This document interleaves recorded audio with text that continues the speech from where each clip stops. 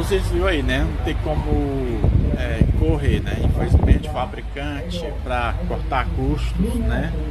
Porque o cobre tá caro, o alumínio não, tá bem baratinho. Aí eles estão fazendo alumínio, estão botando alumínio. Pensa que isso aqui é cobre, né? Não, é só banhado. É tipo em verniz, é pintado, né? Tipo pintado, né? Banhado, tipo assim. Aí infelizmente, aí o que eu recomendo, um ventilador melhor, o ar, ele dura mais, que é o melhor, né? Não é, ele não tem cobre também, infelizmente, mas ele custo-benefício, é um pouquinho caro, mas compensa cada centavo.